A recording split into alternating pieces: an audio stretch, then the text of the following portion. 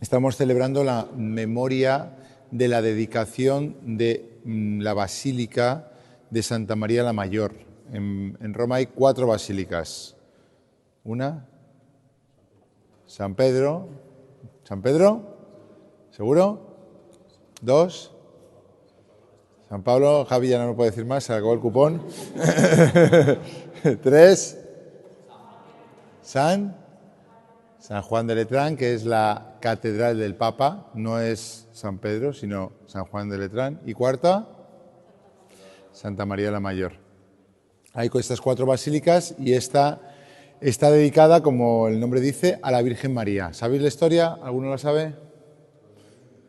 Eso es. Por eso se llama, también hoy se celebra la fiesta de Santa María de las Nieves. Y me diréis, ¿qué pinta en el 5 de agosto una dedicación a la Virgen de una advocación de Santa María de las Nieves? Bueno, precisamente porque dice la leyenda que había un matrimonio que tenía mucha pasta y en vez de gastárselo en el casino, pues lo que hizo es rezar al Señor para ver qué podía hacer con ese dinero, además de alimentar a los pobres, ¿no? Y una noche el Papa tuvo un sueño y también el matrimonio en el cual la Virgen les dijo que allí donde hubiese nieve al día siguiente, un 5 de agosto en Roma, que os podéis imaginar el calor que hace, pues ahí quería la Virgen que se construyese una basílica en su honor. Y bueno, pues al día siguiente se levantaron y había nieve en el Campo de Gracia, ya nos gustaría a nosotros.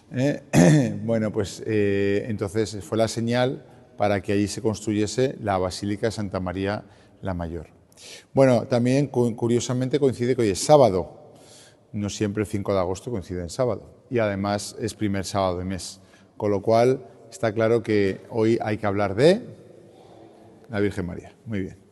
Hemos hablado de muchas cosas y la Virgen María, dentro de la teología católica, no tiene una importancia menor, podríamos decir. Normalmente los curas acabamos las homilías y siempre decimos algo sobre la Virgen para acabar bien, ¿no? Para redondear. Pero lo cierto es que la Virgen no es el centro, pero está en el centro. Por una razón muy sencilla, ¿cuál? A Javier le voy a quitar todo el bono ya. Déjales pensar. Parece alumno, no profe. Porque es la Madre de Dios. Recuerdo una vez en Chile, estuvimos en una misión y había en la misión nos encontramos unos protestantes y empezaron a discutir sobre este tema, ¿no? Y parece mentira que poco se entiende algo que es tan evidente.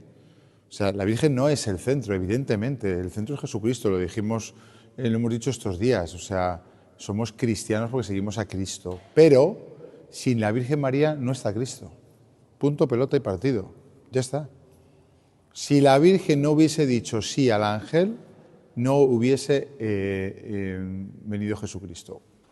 No sabemos cómo hubiese venido. A lo mejor hubiese venido otra mujer, no lo sabemos. También podemos a veces pensar, que esto es como el pensamiento que sale un poco rápidamente. Bueno, es que a la Virgen no le quedaba otra que firmar. Perdona, pero no, ¿eh? O sea, la Virgen tenía la misma libertad que tú para hacer las cosas. Ya. Entonces dice algún otro, bueno, es que no tenía pecado original. Vale, sí es verdad que no tenía pecado original. Jesús tampoco tenía pecado original. Este tema a mí siempre me ha interesado mucho, porque dices, bueno, ¿cómo es que Jesús y la Virgen María son modelos para mí y los tíos van libres de una carga que yo llevo aquí encima, que no vea lo que pesa, que es la concupiscencia, que es lo que queda después de que el bautismo, como sabéis, borre el pecado original? ¿Alguien me sabría responder a esa pregunta? ¿Cómo pueden ser María y Jesús modelos para nosotros si ellos no tienen pecado original? No, son igual a nosotros menos en el pecado. Toma, se pierde lo más interesante. Lo que más me hace sufrir.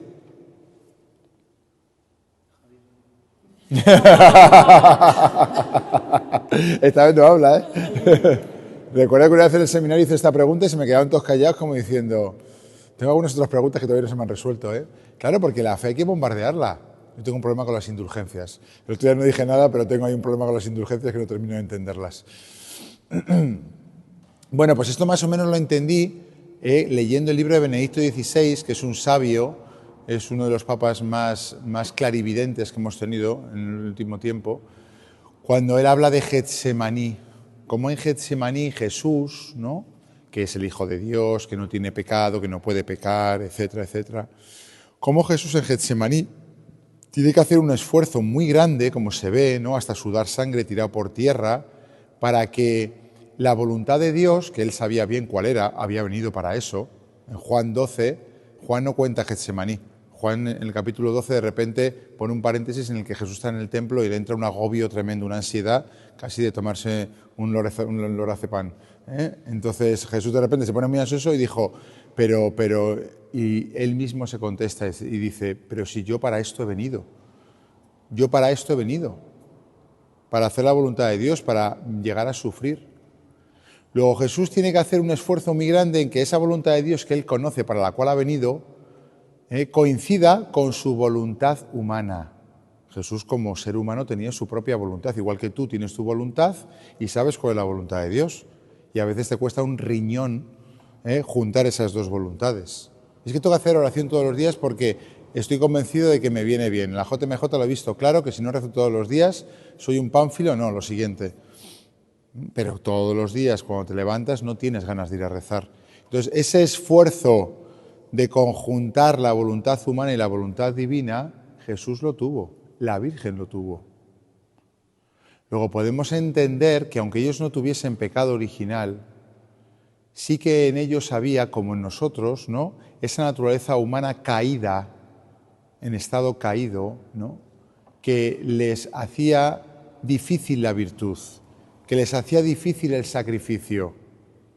Es más, podemos llegar a entender que la Virgen María era más consciente que tú cuando dices sí a las dificultades que le venían delante.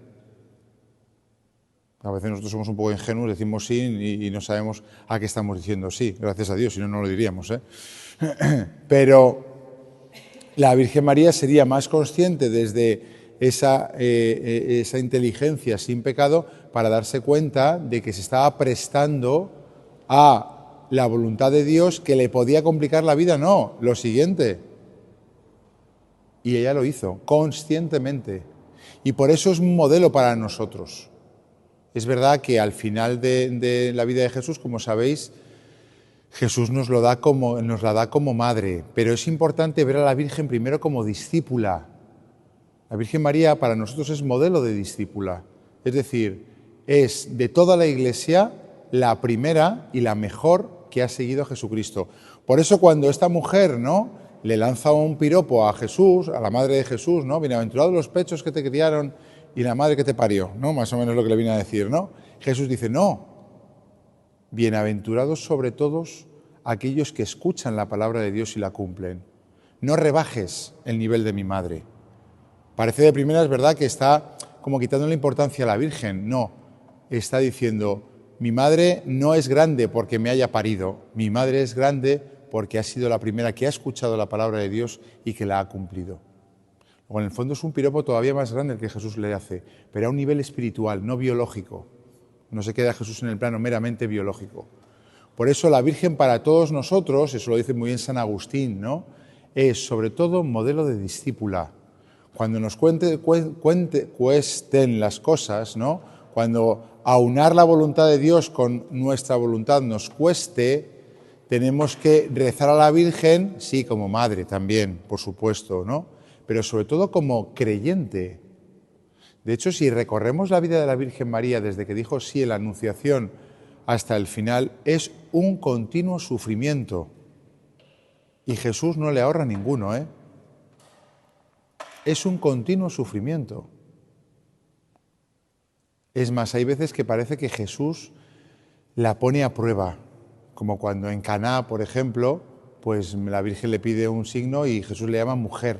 Siempre que Jesús llama a la Virgen María mujer, ¿a qué se está haciendo referencia? ¿No vale, Javier? Bueno, Carolina todavía no había hablado. ¿A quién? A Eva. A Eva. Parece de primera que es un desprecio, ¿verdad? Porque le dicen mujer. Me llamará mamá, me llamará madre, pero no mujer. Por eso Jesús es el nuevo Adán y la Virgen es la nueva Eva. Es decir, Dios había proyectado una creación. Creó a Adán y Eva, pero Adán y Eva lo torcieron todo cuando desobedecieron. Y empezó el pecado en el mundo, empezó la muerte, empezó el sufrimiento. Con Jesús y con la Virgen hay una nueva creación, hay un nuevo intento que esta vez salió bien. Son dos seres humanos, porque Jesús es ser humano como nosotros, la Virgen completamente, Jesús también, pero además es el Hijo de Dios, que ellos sí que cumplen a la perfección, por libre voluntad, la voluntad de Dios. Y entonces pueden empezar una nueva creación, pueden redimir la antigua creación. Luego Jesús, cuando trata a la Virgen así, la trata duramente, pero también en ese plan que Él tiene de una nueva creación. Y vemos como en algunos momentos no entendemos qué es lo que hace Jesús con la Virgen. Está fuera ahí tu madre y tus hermanos. Mi madre son estos. La Virgen no sé cómo recibiría eso, pero de primeras le podría haber costado, ¿verdad? Hazlo a tu madre algún día, cuando llegues a casa, a ver cómo se lo toma. De primeras es como, ¿no? Cuando al pie de la cruz Jesús lo único que tiene es su madre y también se desprende de ella y se lo da a Juan, que es un pintamonillas comparado con Jesús. ¿Cómo se sentiría la Virgen en todos esos momentos? O cuando Jesús se fue al cielo. Imaginaros, ¿no? La resurrección. Jesús resucita, dicen que se apareció la Virgen María la primera, no aparece en los evangelios porque no es necesario. La Virgen María creía. Pero a los 40 días Jesús dice, me voy, me piro, vampiro. Ahí te quedas con todo el tema. O sea, ¿cómo se sentiría la Virgen diciendo, te vas y me dejas con todos estos? Con todo este percal me dejas. O sea, yo me imagino a la Virgen María que se quedaría a cuadros muchas veces. Y su corazón muchas veces iría como rompiendo, o mejor dicho, ensanchando. Porque cuando Dios nos pone a prueba el corazón, no es para romperlo, o si queréis es para romperlo, para que pueda ensancharse más. Para que un día cupiésemos todos. ¿Por qué? Porque cuando el corazón se trabaja, se ensancha, entonces cabemos más. Un corazón que no se ha trabajado es un corazón raquítico que no es capaz de amar. Por eso dice San Agustín a los que se convierten, cuidado cuando los que os convierten os dicen que vais a ser más felices. Tururú que te vi, dice San Agustín. Porque Dios hace sufrir, porque ensancha el corazón.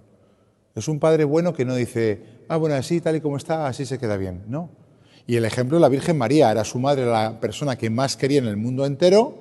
Bueno, me imagino que a San José también, y a San José permitió que muriese, y luego a la Virgen María le permite el sufrimiento más grande que puede haber para una madre, que es ver morir a su hijo y verle morir como murió, y luego además que se quedase cuidando de la iglesia primitiva. Luego, si os fijáis, la devoción a la Virgen no tiene nada que ver con beaterías, ¿no? Primero, sin la Virgen María no está Jesús. Segundo, ella es la primera discípula, la primera que nos enseña a confiar en el Señor, a obedecer al Señor, aunque no entendamos. ¿Os imagináis la Virgen María al pie de la cruz repitiendo la promesa que le hizo el ángel? Tendrás un hijo, será grande, se llamará Hijo del Altísimo. El Señor Dios le dará el trono de David su padre. Reinará en la casa de Jacob para siempre y su reino no tendrá fin. Y la Virgen viendo a su hijo que ni tenía apariencia humana. ¿Cómo estaría el corazón de la Virgen al ver el contraste entre la promesa y el resultado? Claro, ella sabía que no era el final. Ella tenía fe. Su hijo se lo había dicho muchas veces, también a los apóstoles, pero los apóstoles eran como nosotros, con perdón, unos cenutrios, que nos dice las cosas Jesús y por aquí me entra, por aquí me sale. Les había dicho 3 veces que iba a morir y a resucitar. Y los tíos no se enteraban, lo dice el Evangelio. No, se enteraban de nada. La Virgen lo oyó y dijo, pues ya está, me tengo que preparar para una muerte, la muerte de mi hijo, pero después me ha dicho que va a resucitar. Luego, las promesas de Dios se cumplen, pero a su tiempo, a su tiempo. Y tercero, ya termino, la Virgen, como hemos dicho, es nuestra madre. ¿Esto es una casualidad también? Hombre, está claro que no. Las últimas palabras de Jesús están muy contadas, muy medidas, muy pesadas. Si Jesús reservó para la cruz el darnos a la Virgen María como madre, hombre, uno puede intuir que es porque en los momentos difíciles de nuestra vida necesitamos una madre, donde llorar en el hombro, donde reclinar nuestra cabeza, donde suplicar, donde pedir, donde desahogarnos. Y eso es la Virgen para nosotros, y lo es para la piedad popular. Por eso mucha gente no cree en Jesucristo, menos en la Iglesia, pero que a su Virgen no la toquen. Bueno, pues es normal, o sea, al final la imagen de una madre que me escucha, que me oye, y que además no es Dios, porque Jesús es hombre, pero es Dios, y se escapa de nosotros, o sea, se eleva pues sobre las alturas de la cruz, que tanto que nos da miedo. Pero la Virgen María está al pie de la cruz y entonces pues es como que nos entiende más. Ella, que es como nosotros, plenamente humana, y por tanto es lógico que acudamos a ella y la recemos. Mirad el rosario, ¿no?, que se nos ha regalado a todos, que llevamos muchos con nosotros, que nosotros en los hogares rezamos todos los días. Tenéis que ponerlo a prueba. Tenéis que ponerlo a prueba. Muchas veces tenemos el rosario como obligación, como compromiso, y lo sacamos de cualquier manera, ¿no? Y bueno, es verdad que no siempre lo podemos rezar de rodillas en una capilla con música y con cantos, no, está claro que no. Pero tenemos que ponerlo a prueba. En los momentos difíciles de nuestra vida hay que sacar el rosario. Por eso no lo llevéis muy lejos, ¿no? De tal manera que cuando muchos movimientos, ¿no?, inconscientes que tenemos de me pongo a ver una peli, me pongo música, me doy un paseo, me doy por el alcohol, por el vicio de las drogas, que os dé por esto, empezar a probarlo, ponerlo a prueba. Es decir, comprobad si funciona. O sea, en la Iglesia hay muchas cosas que se saben que funcionan, no por la razón, porque he estudiado libros, que está también bien que lo hagáis, sino porque, oye, es que voy a la capilla y tengo paz, comulgo y tengo paz, confieso y tengo paz, rezo el rosario y gano las batallas. Pues ya está, rezar el rosario para ganar las batallas contra la impureza, contra la cólera, contra la pereza, contra el desánimo, la desesperanza, que es el pecado de este siglo, contra la falta de fe, contra el odio que me puede poseer, la venganza, tantas cosas que, bueno, pues estamos a merced de todas ellas, y bien que las sufrimos a veces, Bueno, pues qué bonito que en esta JMJ, ¿no?, este día de la vigilia, que va a ser tan grande, ¿no?, este fin de semana, con todos los jóvenes ahí en ese campo de gracia, empecemos, sea la vigilia incluso este día, de la Virgen, ¿no? Hay que pedirle grandes gracias por nosotros y por todos los que están alrededor nuestro. O sea, que seamos como pararrayos. La Virgen María, en Pentecostés, como sabéis, cuando Jesús se fue, a los 10 días vino el Espíritu Santo. La Virgen era el pararrayos, es decir, era esa punta de aguja que atraía, ¿no?, el rayo divino. Nosotros tenemos que ser también para todos esos jóvenes que a veces vemos un poco perdidos. Ayer me dio pena cuando en el Vía Crucis pues veías a los jóvenes que se perdían, pues una oración tan hermosa como fue la de ayer, ¿no?, tan bonita, ¿no?, sobre todos los dramas bueno, no pasa nada, estamos ahí nosotros rezando por ellos, rezando por todos los que estén alrededor nuestro. Por eso no perdamos nosotros el saber estar. Hagan lo que hagan los que estén alrededor. Cuando toca rezar, cuando toca ponerse de rodillas, nos ponemos de rodillas, y en los momentos de juerga, pues de juerga, o en los momentos de juerga también me puedo en algún momento quedar yo solo y decir: Señor, yo soy el pararrayos de todos estos jóvenes. Yo quiero que todo lo que yo he sentido, todo lo que yo he vivido, toda la relación que yo tengo contigo, también la tengan estos jóvenes que están alrededor mío. La Virgen María era eso, y parecernos a la Virgen María, todo lo que sea parecernos más a ella, eso es lo más bonito que pueda haber en esta vida. Que ella nos bendiga en esta traca final, ¿no?, de la JMJ, y que esta vigilia y la misa de mañana sean para nosotros recuerdos imborrables, imborrables. La contraseña, todas mis contraseñas, ya lo sabe todo YouTube, todas mis contraseñas son una noche de vigilia de JMJ. Son fechas que se te quedan grabadas para siempre. Ojalá que también para nosotros la Virgen nos grabe a fuego el amor, su amor, y la entrega total a Jesucristo que ella tuvo.